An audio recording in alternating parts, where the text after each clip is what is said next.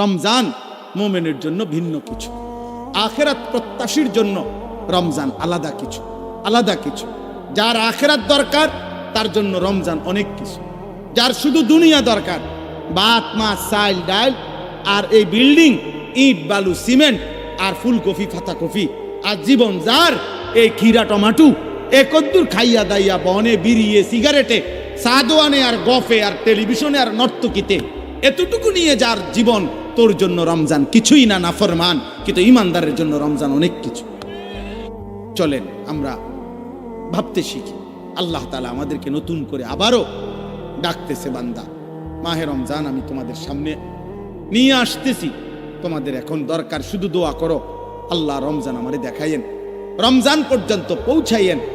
আর প্রত্যেকটা বাবা ভাই, পুরুষ নারী, জওয়ান বুড়া সবার কাছে আমার অনুরোধ, রমজানকে টার্গেট করে নিজের জীবন পরিবর্তনের জন্য আপনি সিদ্ধান্ত নিন।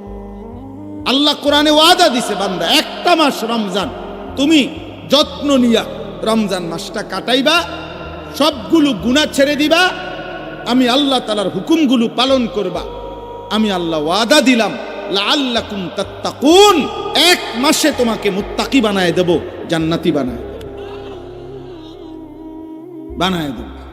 আল্লাহ তাআলা বলছেন, আল্লাহ কোরআনে বলছেন, বান্দা তুমি মনে রেখো কোনোভাবে রমজান বলতে আমি কঠিন কিছু তোমার উপরে চাপাই নাই। ইউরিদুল্লাহু বিকুমুল ইউসরা ওয়ালা ইউরিদু বিকুমুল উসরা। কোরআনে আল্লাহ বলছেন, রমজানের কথা বলতে গিয়ে আল্লাহ বলছে, বান্দা মনে করো তোমার জন্য আমি কি কি দিছি রমজানে।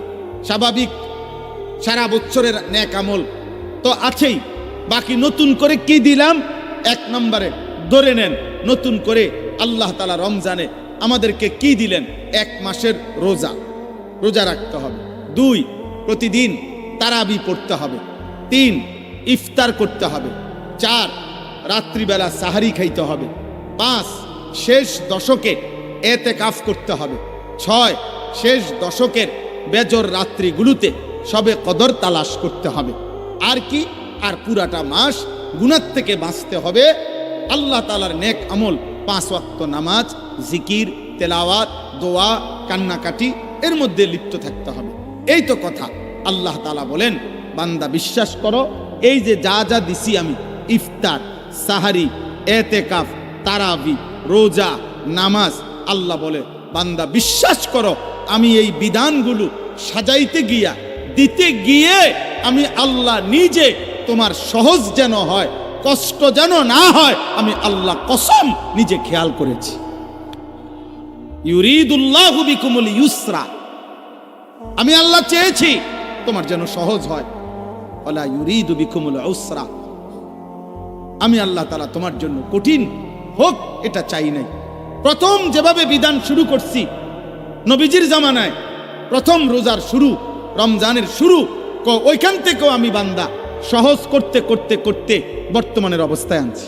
শুধু কমাইছি, বাড়াইছি না, শুধু কমাই আনছি। সংক্ষেপে বলি, প্রথম রাসূলুল্লাহ সাল্লাল্লাহু আলাইহি সাল্লামের জামানায় রোজা এর বিধান ছিল কি? এর বিধান ছিল, মৌলিক নিয়ম ছিল যে নবীজির জামানায় প্রথম রমজানের রোজা রাখার নিয়ম ছিল সুবহে সাদিক থেকে, মানে সকালবেলা যেই ভোরের টাইম, সুবহে সাদিক থেকে রোজার টাইম শুরু হইতো।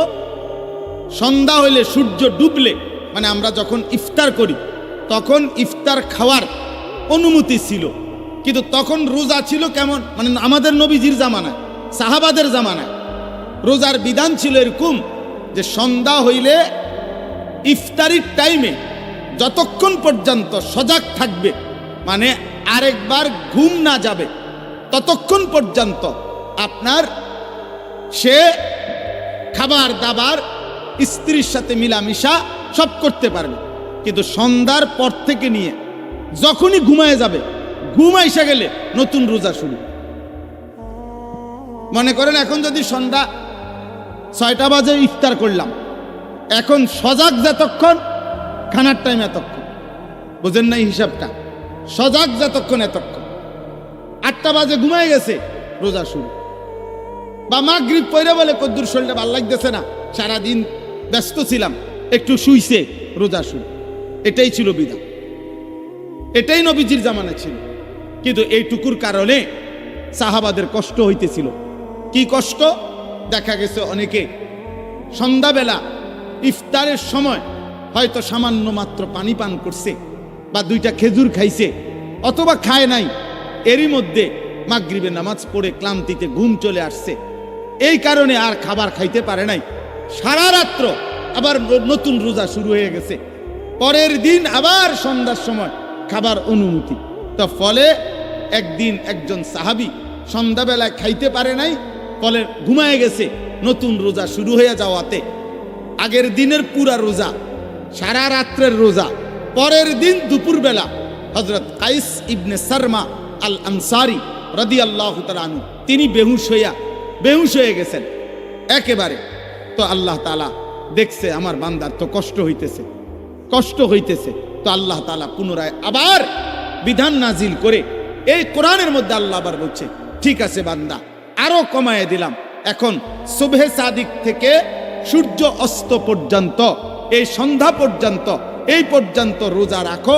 সন্ধ্যার পর থেকে সূর্য ডুবার পর থেকে পরবর্তী সুবহে সাদিক পর্যন্ত সারা রাত্র এইবার ঘুমাও আর সজাগ থাকো।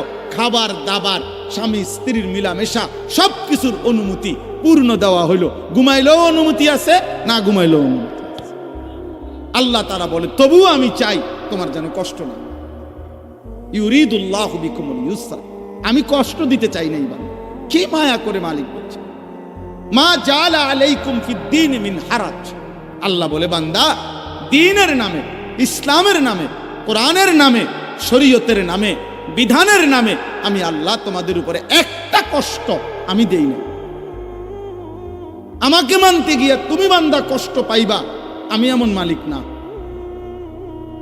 আমি রাউফ, আমি রাহিম, আমি রহমান, আমি সব জানি আমার বান্দার ভেতর বাহির, যোগ্যতা কদ্দুর, দুর্বলতা কদ্দুর, সক্ষমতা কতটুকু। আমি যুবকের আর বৃদ্ধের হুকুম বরাবর করি নাই। আমি আল্লাহ তাআলা এরপরে দেখেন, আল্লাহ বলছে বান্দা আচ্ছা ঠিক আছে, এরপরে আরো শোনো, দুইবার আল্লাহ বলছে, দুইবার রোজার কথা বলতে গিয়ে বলছে, ফামান কানা মিনকুম মারিদান আও আলা সাফারিন ফাইদ্দাতুম মিন আইয়ামিন উখার। শোনো, তোমরা যারা প্রচন্ড অসুস্থ, যে অসুস্থতার কারণে রোগ বেড়ে যাবে, রোজা রাখলে কোনোভাবেই পারতা না, ঠিক আছে ছেড়ে দাও, যখন সুস্থ হইবা তখন এই রোজাগুলো কাজা করো।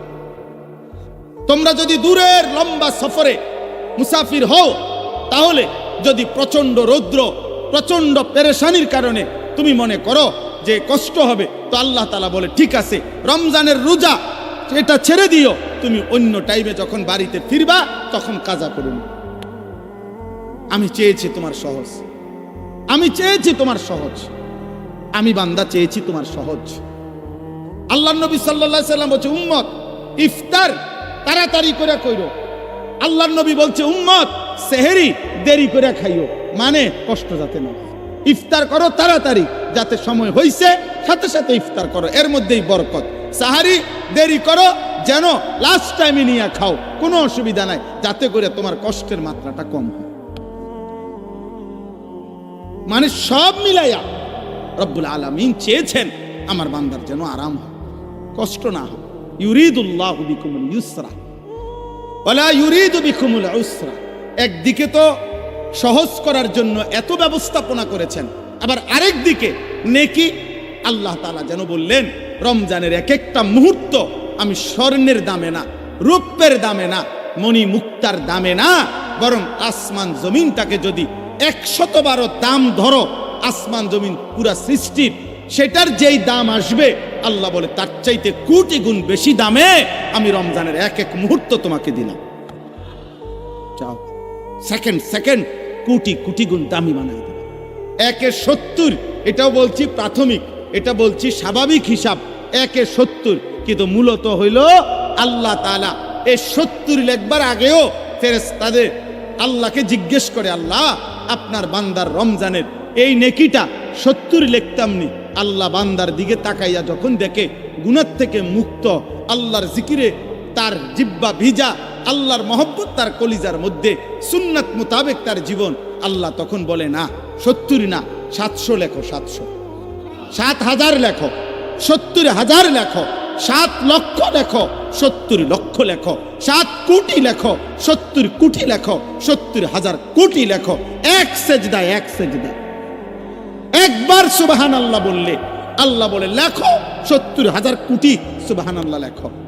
কোন বেলায় আল্লাহ মহব্বতের জোশে, আল্লাহ তার মায়ায় আল্লাহ বলে ফেরেশতা তুমি লিখো না, আকতুবু, আমি আল্লাহ নিজেই লিখবো। এই নেকি তুমি দিয়া পারতা না, আমি দেবো আমার বান্দার নেকি। বলেন বাপ, বলেন। আহাজ মুসলমানের সন্তান, যদি তোমরা বুঝতা যে তোমাদের মালিক তোমাদের প্রতি কি পরিমাণ খেয়াল করেছে, রাসূলুল্লাহ সাল্লাল্লাহু আলাইহি সাল্লাম আমাদের প্রতি কি পরিমাণ খেয়াল করেছে।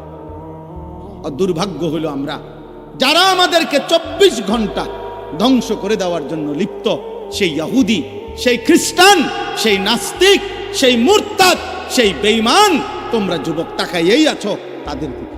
চুল তোমার বেঈমানের মতো যে তোমারে গুলি করতে চায়, চেহারা সুরত তোমার বেঈমানের মতো যে বেঈমান তোমাকে গলা টিপে মেরে ফেলতে চায়, মেরে ফেলতে চায়। বলেন, পৃথিবীর একটা বেঈমান, ইউরোপের একটা দেশ, কোন দেশ কিংবা দেশের কোন প্রেসিডেন্ট কিংবা কোন দেশের কোন মানবতাবাদী কোন ব্যক্তি আজ পর্যন্ত বলেছে কিনা যে মুসলমানকে আমি কলিজা দিয়া ভালোবাসি? হ্যাঁ, তাহলে যে আমারে ঘৃণা করে, যে আমারে ধ্বংস করতে চায়, যে আমারে 24 ঘন্টা আমার জাতি, আমার গোষ্ঠী, আমার সম্প্রদায়, আমার কওমকে যে ধ্বংস করে দিতে চায়, সে আমার প্রিয় হবে কেন? আল্লাহ আমাদেরকে বুঝ দান করেন। অতএব আজকে আমার এতটুকুই কথা শেষ। আমি প্রত্যেকের কাছে অনুরোধ করলাম, রমজান মুমিনের জন্য ভিন্ন কিছু, আখিরাত প্রত্যাশীর জন্য রমজান আলাদা কিছু, আলাদা কিছু।